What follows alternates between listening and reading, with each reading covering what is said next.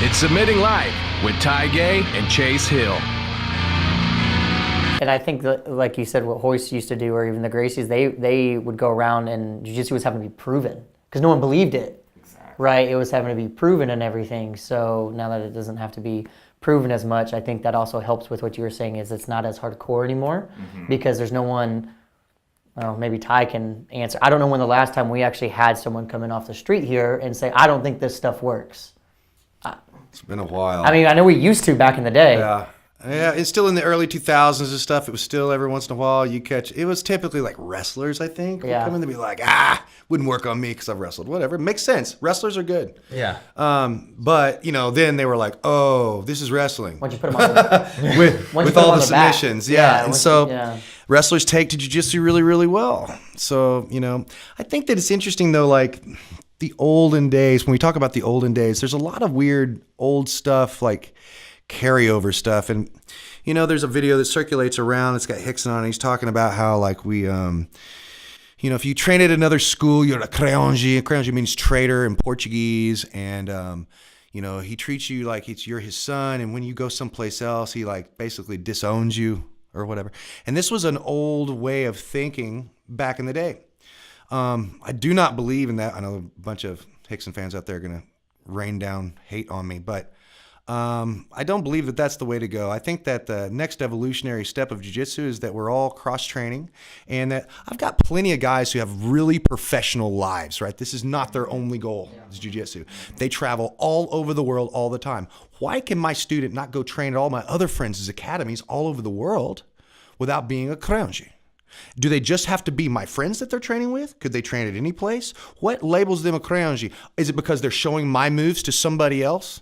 I think the internet has kind of dispelled a lot of this too, because back in the day, to Hickson's credit, he had certain secret tricks that if you didn't go to his academy, you didn't know them, and they would use them against everybody that didn't know him. I get that. That's great. Well, now we have something called YouTube. You may be watching us on YouTube now. That changed the game. And I know you hear all this stuff about, YouTube jiu-jitsu sucks. Well, yeah, yes and no. There's sucky jiu-jitsu on there. We can all attest to that. There's stuff on there that shouldn't we can pick apart and say it's wrong, whatever. But there's also wonderful masters of the art out there, including Hickson himself, who's putting out some stuff, right? So we can get stuff off of just watching stuff on the internet. Pick it up. So what's to say that I can't go to somebody else's school and train and share jiu-jitsu with other people? I think that's the step that we need to get rid of, that old guard of like, if you train somewhere else, you're dead to me. What is that? That's crazy. I think that's a little bit of the old guys trying to hang on to the old way because they're feeling a little bit maybe not so relevant anymore. I think Keenan Cornelius, your guard works, bro. I don't care what Hickson said. Your guard's probably legit, right? So I know you could probably choke me unconscious, and he might be able to choke Hickson unconscious. I'm not saying that would happen, Hickson, and please don't choke me or do.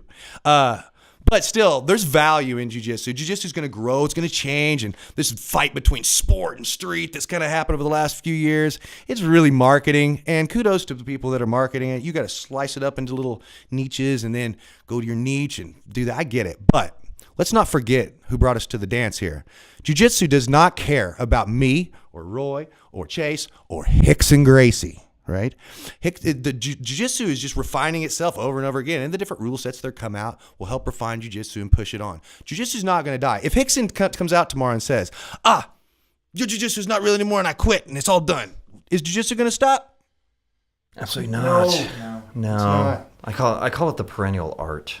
The perennial art. Because it's there. It's a human technology, and it moves from culture to culture, and it adapts to the needs of that culture, whether it's blocking a sword or being able to, you like Kali or some of these Filipino martial arts. I think there's really, it's distraction angles, leverage, it's blending, it's redirection. It's essentially jiu-jitsu. I think of wrestling as compressed jiu-jitsu. It is. Yeah. Well, and my buddy Henry would say everything is jiu-jitsu. And if you're using the right filter in your mind, or the right algorithm or whatever, you view everything through the eyes of jiu-jitsu. And jiu-jitsu really just means being the most efficient with your action.